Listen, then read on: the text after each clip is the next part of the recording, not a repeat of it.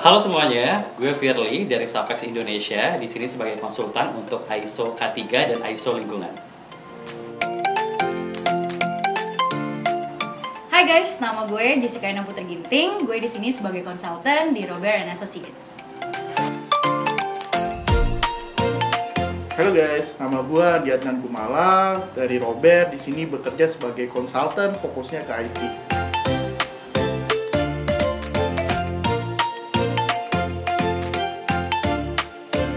Oke, jadi konsultan ISO itu tugasnya adalah mendampingi, kemudian memberikan edukasi dan juga memberikan materi serta pendampingan kepada perusahaan yang mau sertifikasi, khususnya sertifikasi ISO.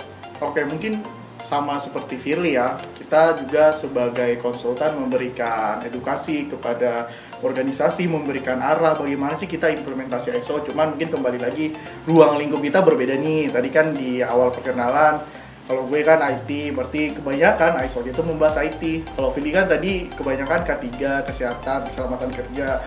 Berarti nanti kebanyakan mengarahnya ke situ. Kalau Jessica mungkin lebih kemana? Mungkin konsepnya sama sih, konsepnya sama dengan Mas Firly dan juga Mas Adnan. Namun kalau saya sendiri nanti fokusnya kepada perusahaan-perusahaan ataupun klien-klien yang berbidangnya non-IT gitu. Jadi tetap sama sih konsepnya, kita akan mendampingi gitu ya sampai nanti klien kita bisa dapat sertifikasi dari ISO itu sendiri. Iya. Berarti kayaknya Jessica ini lebih banyak yang lebih general ya, kayak ISO 9001 mungkin mutu. Terus ada yang anti penyuapan, terus kalau nggak salah ada arsip juga, banyak ya? Benar, banyak banget, jadi lebih general. Lebih general. Mungkin kalau misalkan mau yang lebih spesifik gitu ya, contohnya ke IT, ataupun yang ke K3 gitu ya. Lingkungan ini, juga? Ya, dengan lingkungan, nah ini lebih spesifik lagi nih konsultan-konsultannya.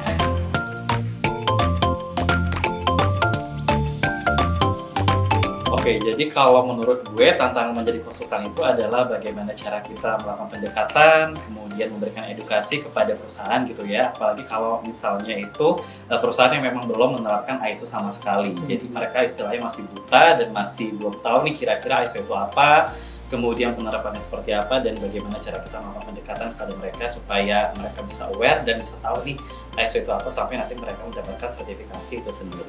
Kalau menurut Jessica mungkin gimana, Jess? Kalau menurut gue sih, kalau untuk tantangannya gitu ya yang udah gue jalanin sebagai konsultan, itu yang pasti kita harus bisa time management, karena pasti kerjanya nggak bisa yang kayak pasti-pasti gitu ya, misalkan 9 to 5, tapi kita juga harus bisa fleksibel nih mengikuti waktunya klien, juga misalkan ada kebutuhan-kebutuhan klien yang harus kita adaptasi. Terus mungkin yang pastinya gitu kita harus bisa menentukan sendiri kali ya work-life balance kita antara pekerjaan dengan kehidupan sendiri gitu ya, self-love. Nah di konsultan itu kita harus bisa manage sendiri sih waktunya dan punya pace yang cepat untuk bisa belajar dan beradaptasi mungkin ya.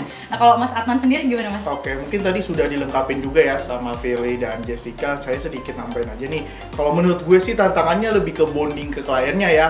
Karena kan tentunya setiap klien, setiap people di luar sana itu berbeda sifatnya. Nah itu perlu kita bonding agar tadi tantangan yang disampaikan Firly itu bisa terlaksana sih. Biarkan kita pendekatannya lebih baik juga. Kalau misalkan kita lebih bonding ke orang tersebut, nanti kedepannya proyeknya pastinya kita juga akan berjalan dengan mulus dan lancar ya. Setuju nggak?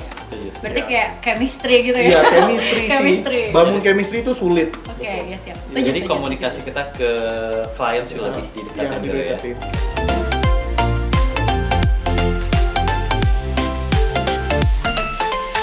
Oke, mungkin dari gue dulu ya. Kalau achievement gue sih sebenarnya gue sih lebih pengen banyak mempelajari terkait ISO. ISO kan banyak banget nih di luar sana. Di IT sendiri juga itu banyak banget ya. Gue sih pengen lebih ke situ. Terus tentunya dengan gue di sini sebagai konsultan, gue tuh juga pengen mengembangkan ilmu-ilmu yang di luar apa yang dulu pernah gue pelajarin di perusahaan-perusahaan sebelumnya. Soalnya kan as a consultant kita juga ketemu banyak-banyak kasus ya, banyak-banyak jenis industri yang berbeda. Nah di situ sebenarnya achievement gue adalah pengen tahu lebih banyak gitu dengan segala sesuatu, baik itu dari sisi ISO-nya, dari sisi industrinya sendiri. Terus juga pengen banyakin sertifikat sih. Sertifikat kalian nggak muluk-muluk gitu ya? Ya nggak muluk-muluk. Oke, siap. Mungkin Mas Firly? Oke, thank you. Jadi kalau achievement gue, jadi kan sama ya kayak Adnan yang sampaikan tadi.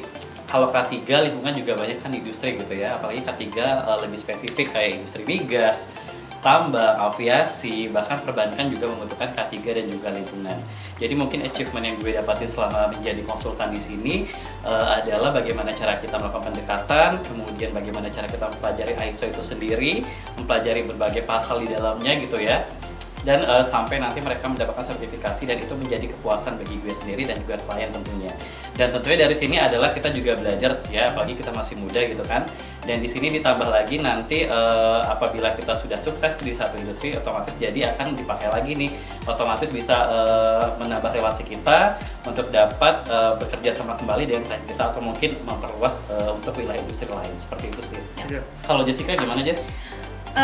Kalau dari gue sendiri sih, real yang gue lihat nyata gitu, yang gue lakukan pada saat sebagai konsultan itu, yang pasti achievementnya adalah ketika klien kita itu bisa sertifikasi. Nah itu kayaknya relief banget ya, kayaknya aduh lega banget nih, berarti aman, berarti dari kita sebagai konsultan kita kerjanya benar, kita bisa mendeliver, kita bisa membimbing klien kita supaya mereka bisa achieve juga kan, achievementnya kan juga buat mereka nih, mereka berarti mendapatkan sertifikasi itu. Nah berartinya kita sebagai konsultan tuh kita berhasil dong.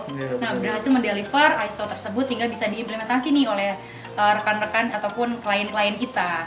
Nah, mungkin mencakup lagi sih kalau buat gue sendiri achievementnya adalah gue punya banyak knowledge sih tentang semua. Seperti yang Mas Adnan tadi sampaikan juga, setiap dapat klien baru tuh dapat ilmu baru lagi gitu. Kita harus belajar lagi nih proses, setiap klien itu kan beda-beda kan proses bisnisnya.